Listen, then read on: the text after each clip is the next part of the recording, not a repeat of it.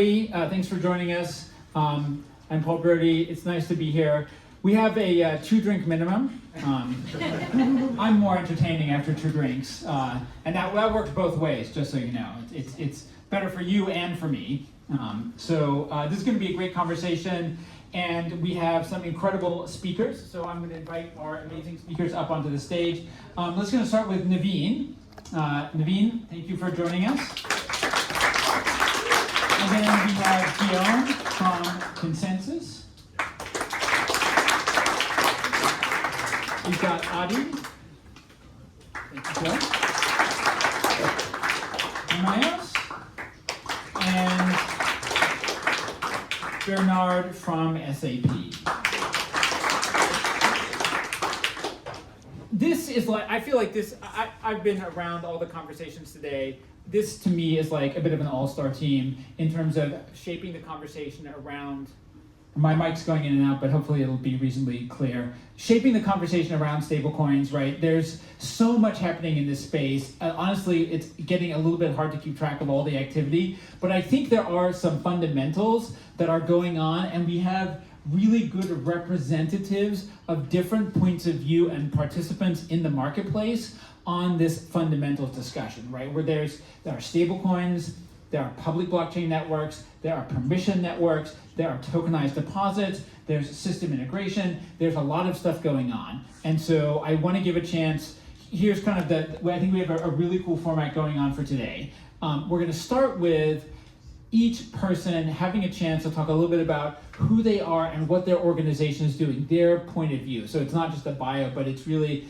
a point of view, like what is Kinaxis doing, what is Finality doing, what is the point of view of SAP with regards to things like Digital Currency Hub. So that's the first part of this conversation. We're going to give everybody about 5 minutes to really give like kind of an opening statement. And then I have some questions lined up for folks to try to drive a bit of the interaction and discussion. And then after that, we will throw it open to audience participation. And I will actually use my sort of privilege and power as a moderator to kind of kick off a little bit of the discussion just with a couple of key points from my perspective, wearing both my EY and my EEA hat. I have to say, and I don't say this often, I feel like I was wrong about how I thought this market would develop. I know, just I hope somebody's got that on video. I really thought that especially in the large global financial institutions, we would start by tokenizing stuff that wasn't financial, we would get comfortable with it, and then we would end up sort of dipping our toes in the financial market side of things. That's not what's happened. What's happened is we are sort of jumping headfirst into payments, right? And payments are, from my perspective, they are like the tip of the iceberg in the overall transaction process, right? I have money, you have stuff, we're exchanging my money for your stuff under the terms of some kind of an agreement. The payment is like the cherry on top, right? The payment comes at the end of the delivery versus payment, right? There's a delivery, we want to tokenize the assets, we want to set up the smart contract that explains all of this stuff. And so I kind of thought we would start with the assets, the delivery, the smart contract, and eventually when we're feeling really comfortable, we would get into this kind of like digital money thing. But that doesn't appear to be what's happened.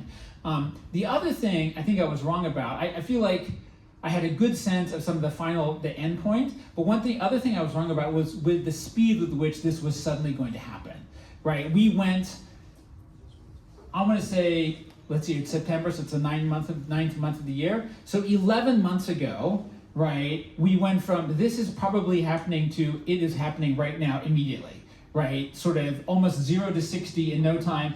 And even though the Genius Act, especially in the US, only passed quite recently, and MiCA was present for beforehand, the level of, I did not anticipate the level of acceleration that was going on, right? And we particularly saw this in the US market, but that is spreading all around the rest of the world. And it's interesting because up until about 11 months ago, the rest of the world in many ways felt like it was ahead of the US. And then suddenly the market flipped, right? And so all of that 11 months of like tumultuous change is affecting this conversation today. I think it's going to be a really good one. The last thing I'll do is I'll talk about something that I care a lot about, which I hope we will see spreading over time, which is privacy. So I think over the long run, privacy is going to reshape a lot of the conversation. I'm going to give a talk on Wednesday in Singapore at Token 2049 about privacy, but I want to share with you something I saw that was incredibly interesting last month in Munich. I was a speaker at the Technical University of Munich's blockchain conference, and there were some folks there from Chainalysis, and they showed a picture of money as they were tracking some stolen money as it moved through 2 cross-chain bridges and a mixer. Now, it was not a perfect process, but by the time they were done, they were able to draw a pretty good line from the original financial theft through to the end point, right? That's just for people who are doing occasional transactions from addresses they created. Think about what these analytical tools are going to do to enterprises doing routine transactions with business partners on public chains, right? A lot of the privacy infrastructure that's being introduced now, this mixer-style infrastructure, isn't going to be remotely good enough to prevent your sensitive business information from being analyzed and visualized if you're not extremely careful. So I think as stablecoin payments explode, I would say my personal forecast is the next hot issue is going to be how do we protect the privacy of our business transaction data. With that, let me go. We're gonna do this, I think, just in order of our speakers from left to right, and give everybody about 5 or 6 minutes to talk about their key messages because we have such an insane all-star team. And let me start with Naveen. Thank you for joining us. Thanks, Paul. Hello, everyone. Contrary to what Paul said, right? We were right. We actually started with payments. We started with money. We were one of the first institutions to put cash on chain. We started with payments, and then we started adding the other aspects of it. Whether that is by accident or by design, a topic for a separate discussion. So we come from a deep conviction rather than money, assets, and thinking about it in those terms. For us, it was about introducing shared multi-asset programmable ledgers into the bank. I mean, that was what it was. I think a lot of it gets lost in terms of stablecoins, CBDCs, deposit tokens, but the issue is that fundamentality of ledgers, introducing new bookkeeping systems into the bank. So those are the 3 elements in terms of what is it that as Connexus we are doing. We were trying to take our organization towards that vision of shared multi-asset and programmable ledgers. And why bother with all of that, right? So the idea was, you put assets and cash on chain, fundamental new capabilities become possible. I'd like to keep telling people about repos, the ability to do intraday repos, the ability to do intraday FX swaps. It transforms how you think about short-term liquidity solutions. It addresses a key pain point. For those of you who are not deep into financial markets, today, intraday, if you want to secure liquidity, a lot of it is just credit extension. And the credit extension is at the discretion of the bank. That's a fundamental weakness in terms of how financial market infrastructure operates today. And with tokenization bringing all of this together, that's a net new capability which becomes possible. Second is payments just enabling contingent execution of payments. So payments, you can't do very much other than the only contingent execution that you can do is things like standing orders. Anything more complex in terms of programmability doesn't exist. Programmable ledgers solve for that. And then again, bringing all of the different financial institutions on shared common ledgers means that you change the role of things like CCPs, you change some of how intermediation is done in financial markets. So that has been the conviction of Connexus. So back then, in 2020, we've launched a JPM coin, which despite the branding is really nothing but deposits on chain. And we continue to move forward with that particular thought process. People will tell you that stablecoins will be 2 trillion market cap. I fundamentally disagree. Some of that is, this is my view, but some of it is also organizational view. I think that stablecoins will nowhere remotely reach 2 trillion from the current 300 billion. We fundamentally believe that today deposits form a dominant part of the money supply. That's not going to change digital currencies or no digital currencies. So that is why we continue to keep pushing the thought process on banks and deposit-based products. And I was chatting with Ram, that's the reason why everybody's busy issuing stablecoins. We issue JPMD. We believe in deposit tokens. And I can address some of the thesis behind that. And the final point I'd like to make on this is, our key thesis is that interoperability is going to be the key. We all get the part about the end state, but before we get to the end state where everything is on chain, we will be in an extended state of coexistence or transition state. And how we manage through this transition state is going to determine who wins and who loses. Because if you don't manage the transition states, you're never going to get enough liquidity on chain. I would say that some of the thesis of stable coins as well, they realize that they have to come to Web 2 world, right? Like there isn't enough in Web 3 the way it currently exists, which is why they're starting to move towards Web 2 and look at interoperability between Web 2 and Web 3. So those are a few thoughts in terms of what we as Kinexys have been doing. So that's why deposit tokens, putting assets and cash on same chain, thinking about programmability and how we can offer it to our clients. And with infrastructure like Partier, how can we make it multi-bank? So that is how we've thought about it. We've been very deliberate, to Paul's point, in terms of our approach, right? Like, because there are a number of things which have not been solved, for privacy being one of them. We started with a single bank ledger, that is where most of our activity is. Then we went to shared ledger with things like Partier, where we have multiple banks. And then universal ledgers, public blockchains, which is where we went with JPMD. But we are taking a very step-based approach towards it. Naveen, that's amazing. I'm going to throw you one softball question, which is, what is, you think, the single key differentiator between like a deposit token versus a stablecoin? There are 3 key differences. I could give you more, but I'll keep it succinct. One is the way it is backed.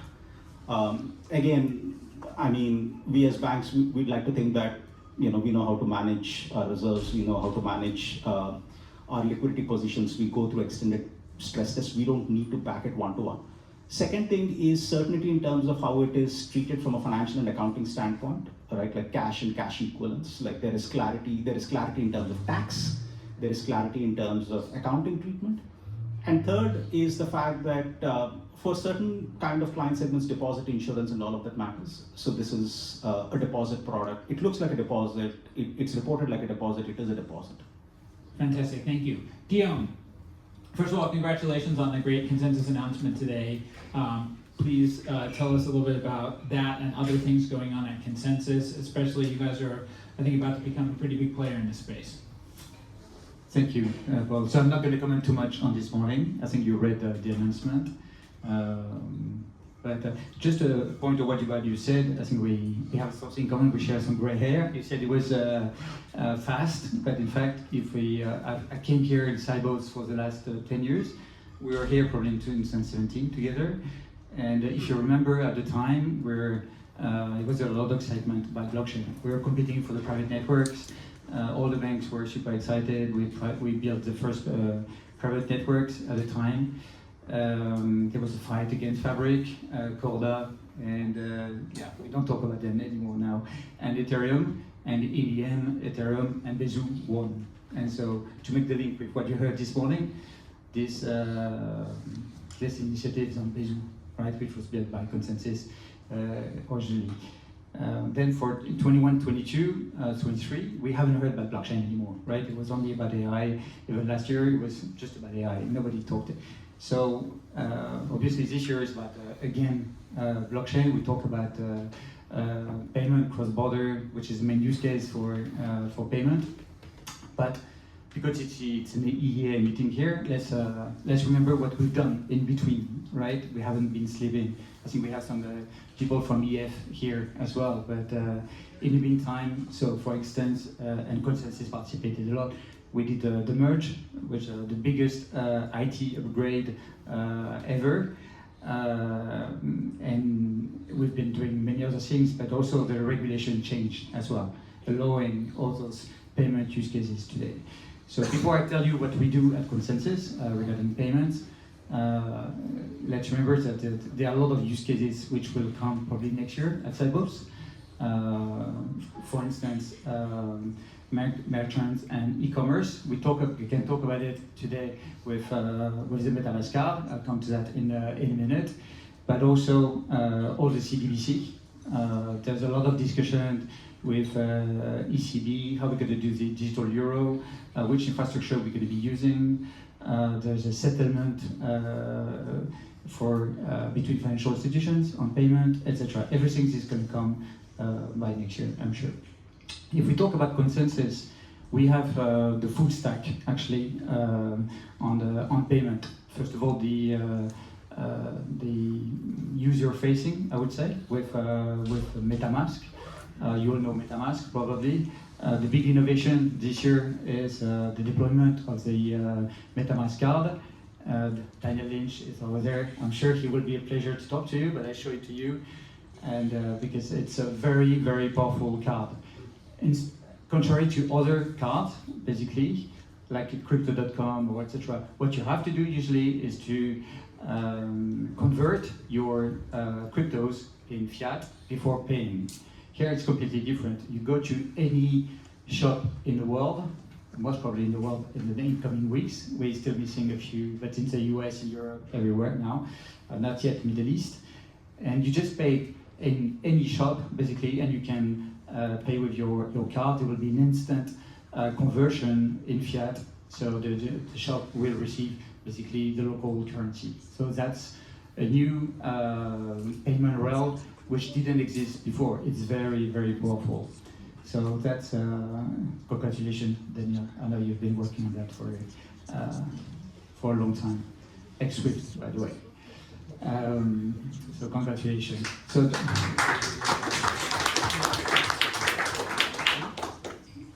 that's for the card. Beyond that, we know that blockchain has always been difficult to handle by users, and I think MetaMask now is achieving a Web2 experience. It's easy. We've incorporated abstraction. You can pay your gas fees with the MetaMask stablecoin. Everything is super easy to handle. So that's a transition to MetaMask stablecoin that we launched 2 weeks ago as well. You may have heard that. So the MetaMask stablecoin will be integrated with all the DeFi application. You're going to be able to use it and all the DeFi application. But also Consensus has always been an aggregator. And what you're going to be able to do with the MetaMask stablecoin is to exchange it for any stablecoin. So you don't need, in fact, sorry if this says anyone from the USDC here, stablecoin, but you don't need to hold any other stablecoin because you can exchange it for free at zero swap fee for another, for any other stablecoin. So that's the user facing. The backend or Consensus is very powerful as well. So we have Infura, which we have started to decentralize, and payment need high availability, censorship resistance. They need deployment.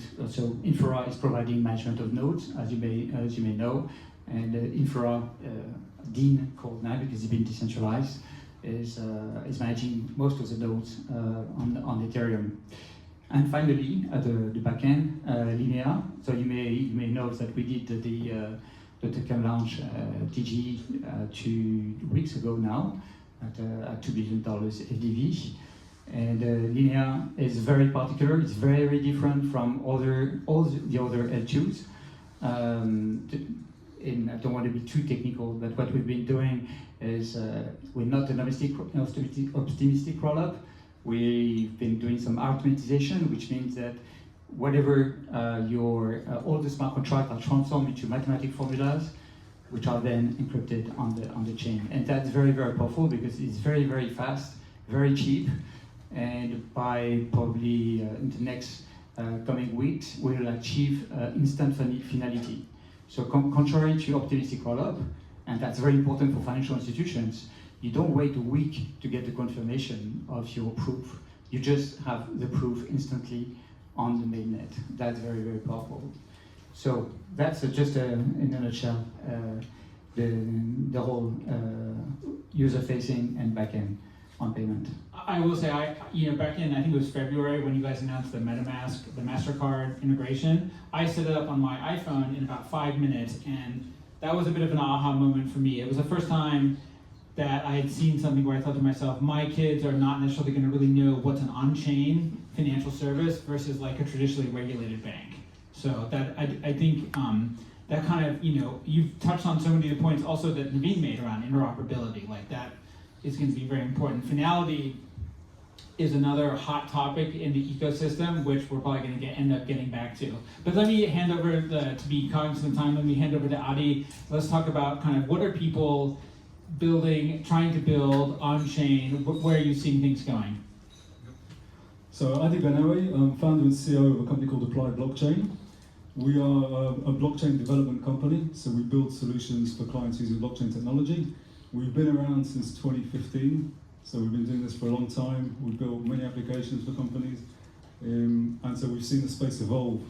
And I guess, like Paul, we worked with enterprises as well as crypto companies, and we saw privacy as being one of those early requirements. So we worked at the start with private blockchain technologies and networks for our clients, and we soon realized that really the value was going to be in the public networks, and liquidity, interoperability, and consolidation and so on. So we've spent 10 years R&Ding and developing privacy technology, and this year we launched a platform called Silent Data, which is a privacy solution that supports any EVM or Ethereum-based rollup. And it's a hardware-based approach, so it uses what we call TEs, trusted execution environments, and basically adds programmable privacy to any layer 2 rollup. And we launched it 3 months ago with the first rollup, which is an optimistic rollup. It's the OP stack. And so it's the first privacy-enabled rollup in the Optimism superchain, and that's a group of layer 2 rollups that include Coinbase's base. So very excited about that. That's really the combination of about 10 years of doing this, and we look forward to supporting more rollups going forward. The interesting thing about our solution is it doesn't really impact performance. So unlike most privacy solutions, it doesn't slow things down, and the privacy is completely programmable in the contract. So we see this as a kind of way forward in terms of institutions wanting to integrate with public chains on the one hand, but also needing the control, privacy, access control, and all these other boxes that have to be ticked. So that's where we've ended up. I think in terms of one thing I'm really curious, maybe you could just touch on this. What are the use cases that your enterprise customers are talking about? Because I'll hear a ton of like cross-border, but cross-border for what? So please help us dive into this conversation a little bit more about like the specific use cases you see enterprises in particular building towards. I mean, where I've seen cross-border actually surprisingly wasn't from enterprises, right? It was when I was speaking to some exchanges, actually in South America, and I asked them, what is most of your traffic? And these are crypto exchanges, so I was expecting speculative tokens, and it turned out it was stablecoins, and people were using for remittance. So I think this is, and then I asked them, is it retail or is it businesses? And they said, well, most of the money is businesses. So it wasn't what I was expecting at all, but this shows you like where the market flows, right? Where people go, and I think that's what we start to see. That's that's what I think the financial institutions are waking up to now and really starting to think about how they what this means, what the impact is, and how they deal with it. On the other side, we do work with enterprises, and we're starting to see corporate treasuries start to perk interest, right? They're starting to look at this.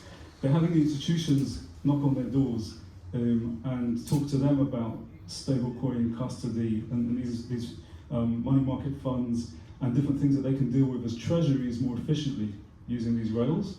And so they're starting to take an interest as well. So this is what we're seeing. So the starting point then, those businesses must have been SMBs, right? Very, very small, like kiosk operators. Right. And so then the next step after the small business is the large businesses. The conversation that we often have is with large companies is whereas SMBs can sort of, I don't want to say flout the law, but they can be flexible. right? The government doesn't really have the wherewithal to prosecute the guy who owns like a little cart on the street corner. But when you get to a large corporation, they have to be scrupulous about following the law because they're pretty easy to target. So there's a big lag, I think, between the SMB space and the larger enterprise. Yeah, like one of the most interesting applications we're developing now is actually for SMBs, and it's stablecoin-based escrow. So it's escrow-based payments. And so this is something you can do really efficiently on the blockchain. It's an obvious use case. But now that you've got the stablecoin rails that we're getting now, it's really easy to implement. And I can see enterprises wanting to implement that for their supply chain payments as well. So basically on the business payment side, the pioneers here are all basically SMBs and mostly in emerging markets. Is that a fair statement? Yes. Excellent. Ron, let's talk to us about a very different perspective, right? You're the co-founder of Finality, like much more focused on big mature markets, major players. Share us a little bit about your perspective about what's going on, especially with regard to enterprise payments and business payments around stablecoins. So thank you for having me, and thanks for the introduction. I was going to make a joke about everything happening quicker, but you already stole it. So all I can say is I've got greyer hair than both of you because I've been around. You're in your 20s, right? Exactly. Yeah. So for those of you that don't know, Finality basically is producing an institutional grade blockchain-based payment system. The core innovation is that it enables the payments in central bank money effectively. It's not technically central bank money, but has all the same credit quality, etc., of central bank money. It's 24/7, 365, will be global eventually. We're trying to roll out in all the different jurisdictions. And then the main reason that the banks want something like this is it's extremely balance sheet and liquidity efficient for them. So what can I tell you about the company? It started off in 2019. We have, after the last round, which just closed last week, we have 24 of major financial institutions that are investing in us. I have to tap up Naveen later for the very last one. You're trying to go for an even 25. Exactly. And the task since the company started has really been, we've taken the very arduous road. We've basically tried to go regulation first and go to all the different central banks. We're live in the UK. We've gotten through the whole UK process. We're very far through the process in the US. Hopefully, I can't say an exact date because of course nobody knows it, but we hope to have something from the Federal Reserve in the not too distant future, or the very near future, and Europe should be sometime next year. The goal after that is obviously other major currencies, so we're thinking Japan, Switzerland and Canada, and then who knows after that where we'll go. We've got a number of banks that are already onboarded and starting to use the platform, but it's all very low volume. So for any of you that's worked with banks, you'll know that it's quite difficult to get them to do stuff that's completely changing their internal infrastructure. But slowly they are, thanks to actually many of the other innovations that are happening across here, they're getting used to the whole methodology. And of course, the catch-22 of it is all the banks want something that's going to make their lives better and make them much more efficient and more cost-effective. But no one wants to take the risk of doing the work. So it's this whole catch-22 thing that kind of goes on. Where are we now? Basically we're just on the march through all of those different jurisdictions to get everything live. So maybe I'll stop there and hand back. So before you hand over, just you and Connexus are probably the two players focused on the most heavily regulated side of the market. You've been playing in the space for quite a while. I know Connexus, you guys have been around for a decade working on this stuff. Finality, you've been around for several years. What do you know about the regulatory environment that you think a lot of, I'll call them the crypto natives, really haven't absorbed yet? Maybe you don't want to share that, but. So actually, I was talking to somebody earlier, and they were saying the difficult thing for us was we were the first to go ahead and sort of beat the path through the regulatory kind of jungle in order to get regulated. And for all the people that came after us, it would be much easier because in some senses we'd helped, and Naveen could probably speak to this as well, I don't know whether educate's the right word, but certainly spread the understanding of how all this stuff worked and what the risks were and how compliance could be achieved, etc., in those platforms. The thing that makes me think it still won't be easy for anyone that comes after us is, in the end, the standard of being a systemically important payment system is a very, very, very high standard. and you have to basically demonstrate, tangibly demonstrate that standard to the regulators in a way that they can get to feel comfortable. And that is not, it's just not an easy task to achieve that. It costs millions of dollars in terms of the amount of evidence that you need to provide, and how you walk them through the process of working, how you demonstrate you actually have all of the stuff, etc., etc. So I think it's the really great thing about the stablecoin and the crypto space is it moves really fast, and people are willing to try things out and see if they work. And, basically the whole Silicon Valley lean kind of startup Move stuff. fast and break things. I didn't want to say that, but that kind of. You're worried about breaking the global financial system, aren't you? Yeah, exactly. So, but there's just a break on how fast you can go with these guys. Now maybe it'll be faster than it was for me, but there is definitely a standard that you need to attain that's going to that is not easy to attain. Fantastic, thank you. And then lastly, I want to come to Bernard. So one of the things that I think is really important, we talk a lot about sort of the speed at which things are moving. A secondary issue around speed is scaling, right? How can you take something and make it 10,000, 100,000 times more scalable? And before I hand over to Bernard, I'll tell you a little story. So for 7 or 8 years now, if you came to EY and said, hey, we'd like to pay you in cryptocurrency or stablecoins, our answer was yes. But the truth is, it was a performative yes, right? Yes, we would do it, but honestly, like our regulatory compliance people were like, oh, please, no, just say you want to send fiat. Because it was actually a fairly significant amount of work for us. And people had to go in and they had to do manual adjustments and other types of things. Last year, we implemented kind of scalability with SAP. We're using Digital Currency Hub. You can pay us in stablecoins now in the United States, and no regulatory compliance person inside of EY will be traumatized by the experience. And that kind of scalability matters, right? We went from being able to do everything as a one-off to basically just being able to say, sure, here's our Ethereum address, send it to us. And that is a big deal. Digital Currency Hub makes it possible. When it comes to sort of enterprise systems in the large-scale world, there isn't a more systemically important technology provider than SAP. And so I think getting a little bit of Bernard's perspective on how this space is going to evolve and what people are going to use it for is very, very important. So welcome, Bernard. Great, thanks, Paul. You made a perfect pitch for us, so I can probably You can go pay me home. afterwards. You need to give me your wallet address. No, serious. I think we really want to connect the corporate world into the world of modern payments, into the world of stablecoin payments, deposit tokens, whatever is here to come. And that is our task. It's our task to help to scale the industry. This is what Paul alluded to. Only if you can integrate those new modern forms of payment into your core enterprise processes, you can scale and it will take off. So we have built Digital Currency Hub. This is the solution I'm representing, with exactly that consistency in mind. So you do not need to change your existing business processes. You simply add a new payment method, and for your back office stuff, nothing changes. So you simply say, I make a stablecoin payment, or make bank payment, or a virtual credit card payment, nothing else changes. The rest is the magic that we take care of. Of course, we do partner with many, many of the players here. We do not own the blockchain networks, so we build on top of that. We do not want to put banks out of business. We want to partner with them. So we want to connect, of course, to Connexus. This is just a deposit token, so we don't care what it is.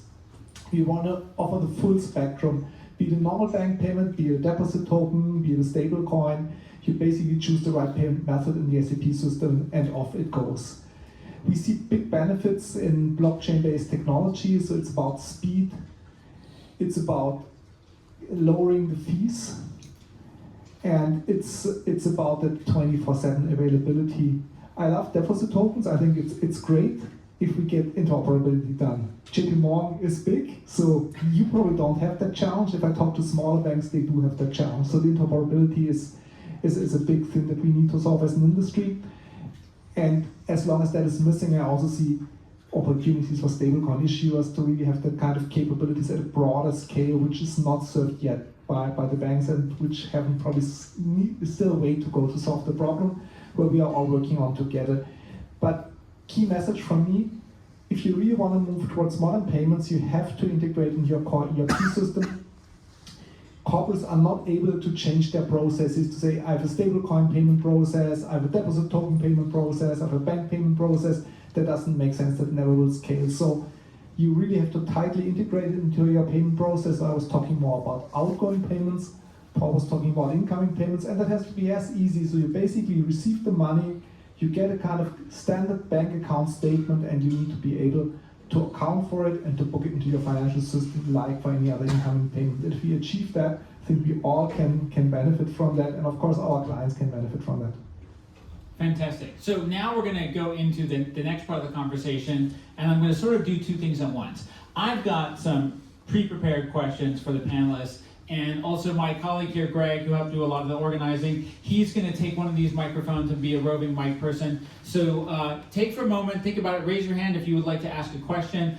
I'm going to start the ball rolling with one of my questions, and I'm actually going to start, I think, with Ram. Talk to me a little bit, just talk briefly about what do you see as the role of programmability, right? I think finality, you've got a ton of major banks and financial institutions. You're going to be able to process payments. In that respect, you're a little bit like a sort of multinational RTGS, but what about adding programmability? Where do you see that in the roadmap, for example? Yeah, so I mean, programmability is an integral part of what we're doing. So the key feature that we have is instantaneous PVP, so payment versus payment, and instantaneous DVP, delivery versus payment. That requires some amount of programmability in the sense that we earmark one side of the transaction versus the other side of the transaction, and that's kind of the most primitive part of programmability that we already do. We anticipate that there's going to have to be some kind of intraday liquidity markets, etc. So intraday lending, intraday swaps, and so on. And we think that there's going to need to be some sort of programmability in our platforms reserve cash for all of those different purposes, and maybe facilitate some of the kind of the lending curves, etc. on there. So we've already started. It's that kind of the core part of what we're doing. Because to be honest, if we didn't do that, then why are we even using blockchain? Is sort of the question. Are we going to see like sort of DeFi services like eea-eth set up shop inside of Finality? I don't know whether eea-eth themselves will be setting up shop inside of Finality, but I do anticipate somebody will come along and set up. It could be the banks themselves, or somebody will come along and facilitate, intraday lending processes and some kind of automated market making for, FX forwards or whatever. I want to throw this question over to Naveen as well. Like one of my hypotheses for a while, and again, unfortunately, one I've been wrong about is. It's been really humbling. I expected that firms like Connexus and others that are building this public and private blockchain infrastructure will at some point choose to create what I call like a curated window. There's a bazillion DeFi services, and they range from bananas risky to quite sedate and reasonable, right? Like treasuries plus something versus like, well, yes, we can give you 22% on your deposit. Don't ask any questions about how, right? Do you anticipate building some kind of, I'll call it a curated window where you say to your clients, listen, there's a bunch of DeFi services out there. We have screened out the really insanely risky ones, and you've got a range of like risk and reward options here that are none of which we think are completely insane. And is there like a business model around that, for example? Yeah, not quite 22%, but something close, right? Like, so to what Ron was saying, one of the things that we did with Connexus was over the years we've been building scale. So now we have scale in terms of how much of payments that we process. But what that enables then is to create all of these interesting DeFi-like applications. I don't say DeFi, but DeFi-like. As an example, like today in intraday repo, we are always one side of the trade. We are either a liquidity provider or a liquidity taker. So actually we do reverse repo as well. So which means that we actually offer yield on an intraday basis. But we don't have to be on one side of the trade, right? Like we have enough of an ecosystem for there to be a liquidity marketplace. So that is one example. The second example is AMMs.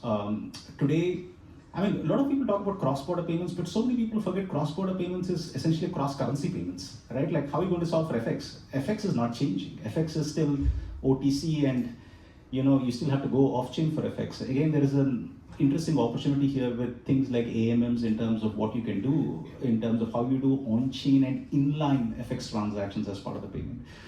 So yeah, I mean, all of those are only now coming to fruition. You can't start with DeFi first. You have to have an ecosystem, you have to have transactions, and then you layer on applications. That's been our approach.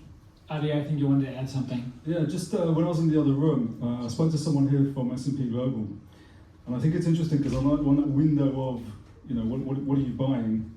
They've done some interesting work in analysing stablecoins and rating them. And the rating there, instead of just looking at the credit rating, it's looking at the technical risk. Right? You have different networks, they have different properties, they're decentralized in different ways or not. And so there's a whole risk spectrum here that gets introduced. I think that you need expertise in order to make that assessment. So I thought that was interesting. Another thing is just going back to your humbling statements. I guess one of mine would be that I assumed there would be consolidation around the networks and the technology, and even around the stablecoins. And what we're seeing right now is the absolute opposite. Right? We're seeing lots of launches of layer ones, even not just layer twos. We're seeing lots of stablecoins. So it's interesting. I don't know what other people think about that, but it seems to me it has to consolidate at some point. So I will just chime in one thing about that. So I'm a big follower of this guy. He writes a blog called asimco.com, and he looked at the history of like computing platforms. It's very interesting. When the platforms are booming, even when it's clear who the winners are, people continue to launch new entrants. And the losers in the platform wars seem to take a remarkably long time to exit. So one of my own forecasts is that we are going to see some more entrants, and we're going to see a relatively slow exit path. And even though we're seeing more entrants and slow exits, the reality is, I think the winners are visible, and no one will be surprised to discover that, in my opinion, Ethereum already won. But that is, I will confess, I'm biased and predictable. But also in this case, I think I might be right. With that, I want to throw it open to the audience. Do we have any questions from the audience? There must be questions. Yes, we have a question from the audience right here. All right.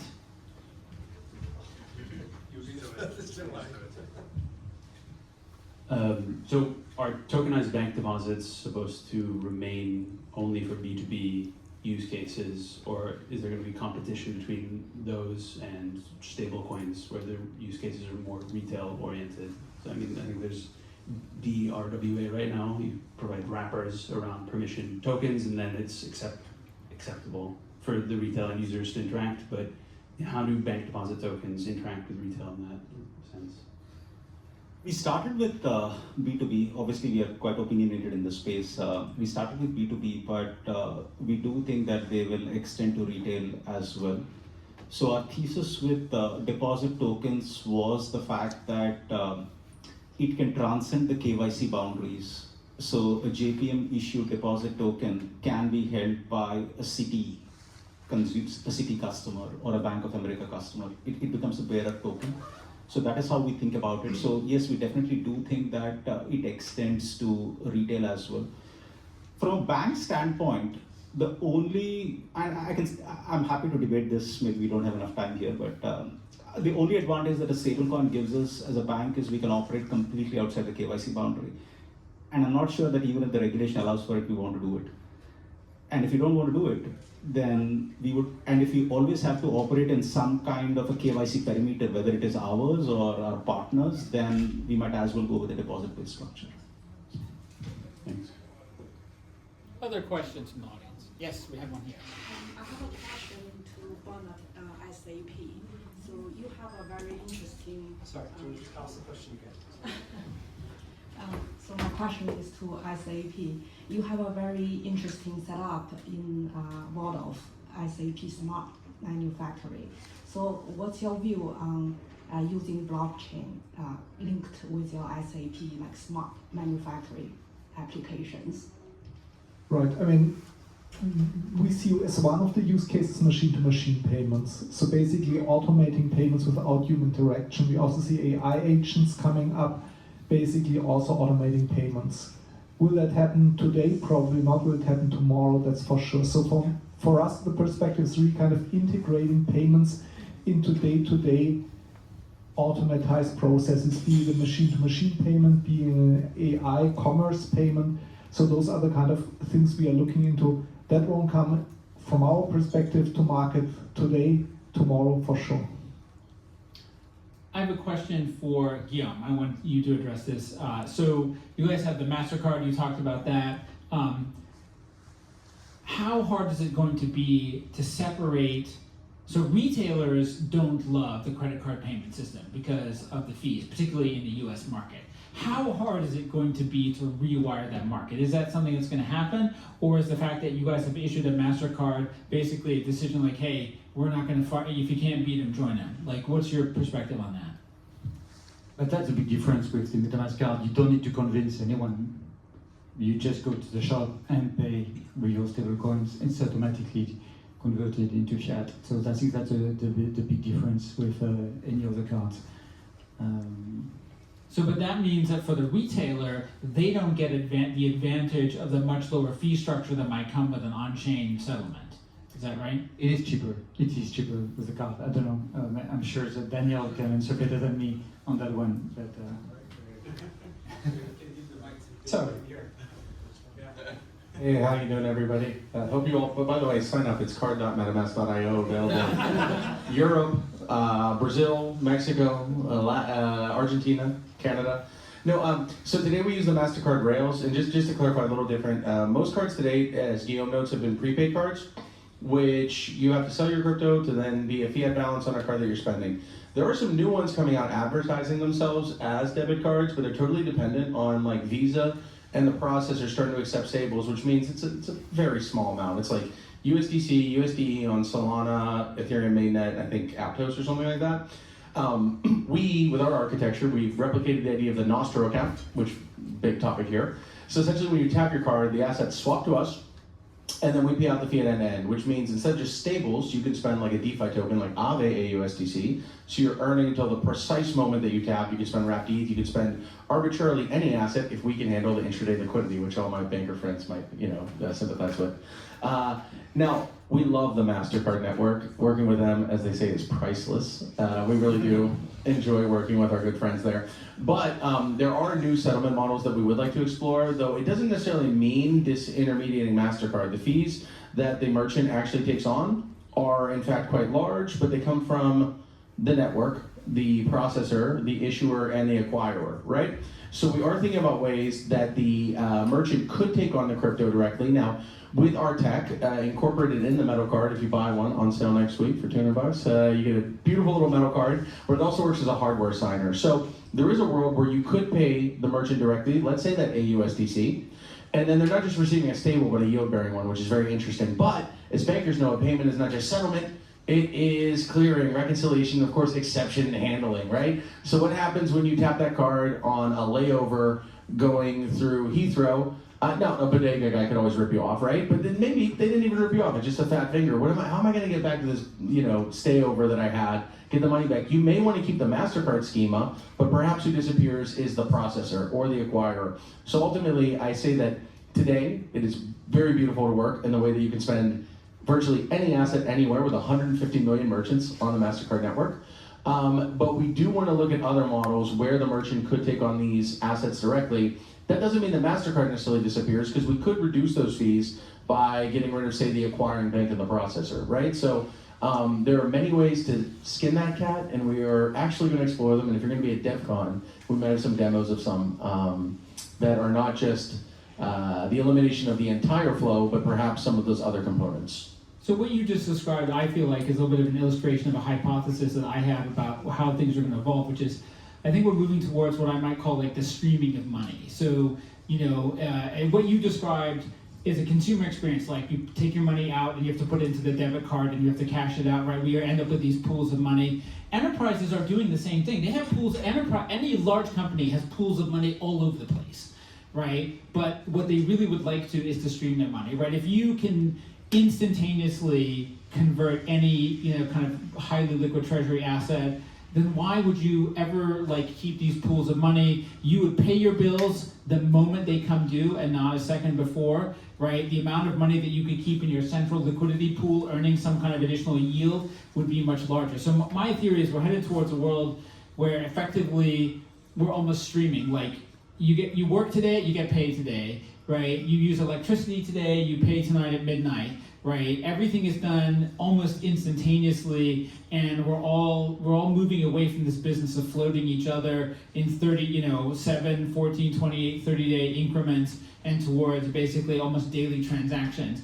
And you can do that when a transaction fee, it's always an interesting question to ask, and it is one I learned early on in my career in consulting, which is, what would you do if insert item here was free, right? We need to ask ourselves, what will we do when payments become free? Because what this panel discussion I think shows to me is like, payments are on a path to becoming free. And when they become free, we're all gonna need new business models and new execution plans and new value-added services to layer on top of that, right? That's, I think, a real possibility. I'm gonna take one more question from the audience, and then we're gonna let everybody go back because the after party is almost ready. Got one more question here. Guillaume, I had a question about instant finality. You had mentioned this before. When you talk about instant finality, are you talking at the L2 or the L1, and how do you see financial institutions differentiating the two? Do they have to wait for L1 hard finality? It's interesting when we talk about L2 or L1, because on L2 it can become an L1, actually. Yep.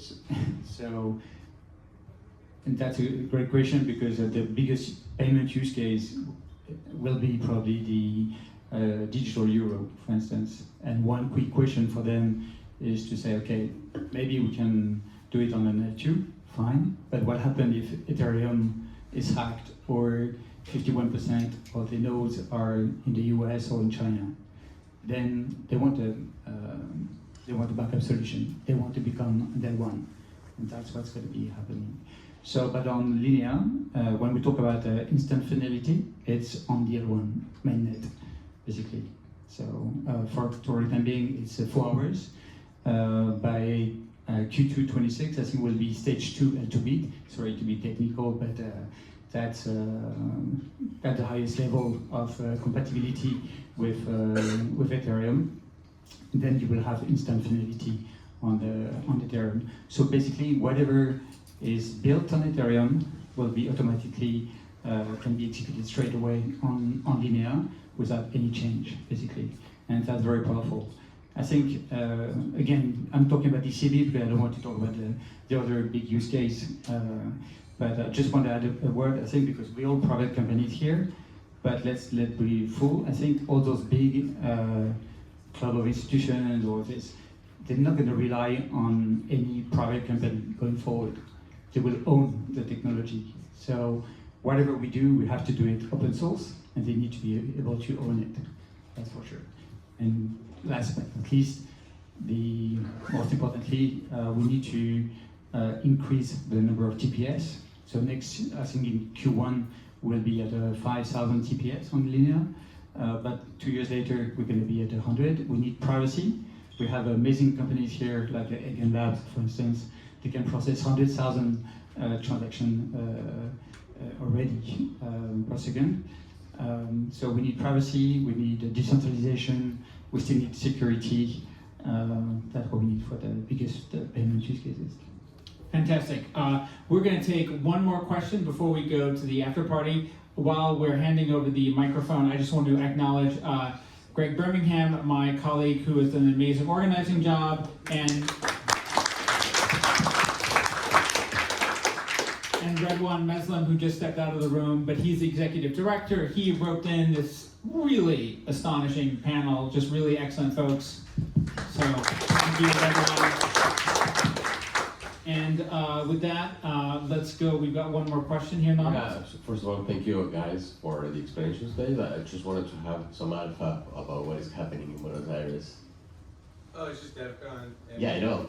And ideally, we will at least show some demos of other flows that don't involve all the parties in a traditional card payment. So again, there's issuer, processor, acquirer, card network, and we'll show a few different ones where we take some out and show active purchasers. And as a final user experience, what So we if you're a merchant, all right, you I'm a consumer. No, but imagine imagine you're the merchant for a second. It doesn't matter to the consumer. The interchange fees are incurred by the merchant, right? So imagine for a moment you cut hair in Recoleta or whatever, right? In this case, we may be able to do a payment directly to you that would be net of some of the interchange fees that you, because as a user, you don't pay those fees, the merchant pays them, right? Well, So I can pay on the price tag.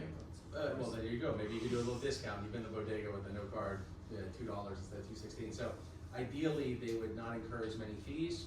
And as well, if they were interested in said asset, they could instantly be owning it, right? So again, in the case of whether it's a stablecoin like USDC or a DeFi token like AUSDC, if I'm said Barber and I'm happy receiving yield-bearing AUSDC and not paying the fee, we're going to demonstrate some ways that you can do that. Thank you. So we have one lady who wants to ask a question at the back here, so let's pass that back and make sure we close out. Thank you so much. I had a quick question about TPS, right, and that side of scaling. So Gilliam, I think you mentioned that by next year it's going to reach, did you say 5,000 TPS? Out of interest, do you think that's sufficient? And the reason I ask that is, it's not just, it's helpful for when you have a few big players, but as more and more players come on chain, what is sufficient TPS to be able to truly satisfy and meet the demand, the speed, etc.? So 5,000 is clearly not enough. If we compare to MasterCard, I think they're currently at 30,000 TPS. So I think if we wanted to handle, I don't know, one of the biggest use cases, we need to reach at least 100,000 TPS. That's going to come in 2-3 years probably. I know that a lot of private companies are trying to say that they can do better, but we on Ethereum, we don't sacrifice security, we don't sacrifice decentralization. There's no shortcut, I think, to the technology. So we need to continue to build, and it will take the time it takes. Right, Ron, I think, in the institutional space, you don't have to hit quite as much, you have somewhat larger payments. But I will say, as you get into some of the details, I've got one client, one product line, they would need to bring on 2 million transactions a day just for one product. You think about, over time, every car part, every mileage, every piece of mileage, every airplane ticket, all of those things are eventually getting tokenized. Honestly, TPS is a little bit like RAM in the computing world. Like, people are, we used to have 640 kilobyte limit on desktop PCs, right? Now, I don't think you could open a window with 640 kilobytes, right? So I think, I honestly think when it comes to TPS over the long run, there's basically no upper limit in terms of what could be consumed. It's just a question of what can be made available at a low enough price. Thank you all so much for coming. Amazing panel. Please continue.